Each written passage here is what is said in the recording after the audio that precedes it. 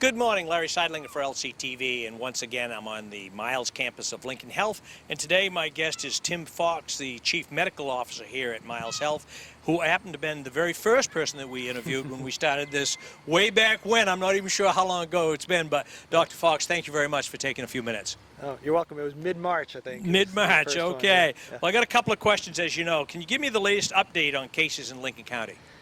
So right now, cases in Lincoln County, as they are in Maine, pretty flat to low numbers. We have, as of yesterday, we had 35 cases so far in Lincoln County. Across the state, like I said, the numbers have been pretty flat. What do you give credit to the leveling off of these numbers? I think the precautions we've all been taking, taking care to use masking, hand hygiene, social distancing, trying to keep ourselves from traveling, avoid the temptation to go out of state when we don't have to. Do you concur with the Chief Medical Examiner, Dr. Shah, there, that what he's done as far as keeping this state safe has obviously worked? Yeah, I think we've been doing a great job, especially given the fact that we've been seeing a large influx of travelers over the last couple of months. To keep our numbers as flat as they've been is really encouraging. It'll be useful to kind of look at the next few weeks to see how we do for the rest of the summer, but it's encouraging, yeah. Are you a little nervous with kids going back to school? I think everybody's a little nervous with kids going back to school, but I think all the schools are trying to take as many precautions as they can to keep everybody safe. I know Lincoln Health has expanded testing during this pandemic. Who's currently being tested? Well, since we started in March, our testing strategies and pathways have been evolving.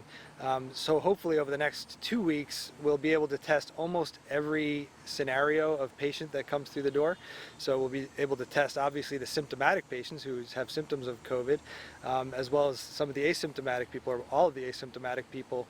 So we've been currently testing asymptomatic people that are about to have a procedure or about to be admitted to the hospital.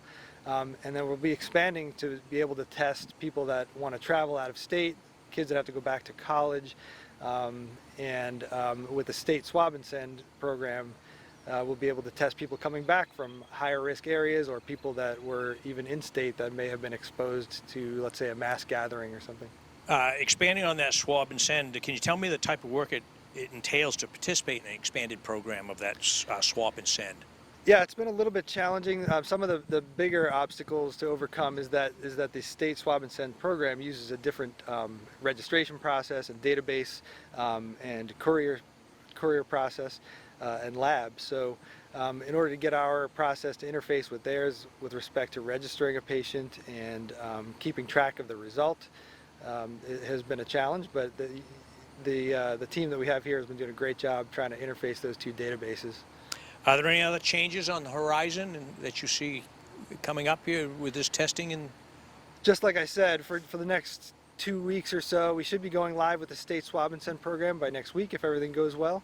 And then that'll be available to patients to come in on Wednesday and Thursday mornings. It's limited hours, so we're going to be testing from 8 a.m. to 12 for the state swab and send test. And then hopefully after that we'll be able to expand even further to the patients who, like I said, are looking for what we call passport testing. You know, if they're going out of state or want to travel to another area that requires testing, or to a college. Before I let you go, Dr. Fox, I have one more question. Professionally and personally, what does it mean to you to be a leader and part of this great team that's assembled here at Lincoln Health? It's a good question. I think, you know, over the last several months, it's been really helpful and useful to be able to meet on a regular basis with our leadership teams here and all the team members that have been doing the work on the ground. We have a really tight connection with our leadership team, and it's been really rewarding to be able to make changes on an almost daily basis to kind of respond to the changes with the virus. Great. Well, Dr. Fox, I want to thank you for taking a few minutes. I know you're busy as all get out down here, in charge of all the medical stuff that's going on. So thank you very much. Thank you. And me personally, thank you for a visit we had together a few weeks ago. you For look good. Lincoln County Television, I'm Larry Seidlinger down at the Miles campus of Lincoln Health, and we thank you for joining us as this weekly COVID-19 update continues from the campus down here. Thank you very much for watching.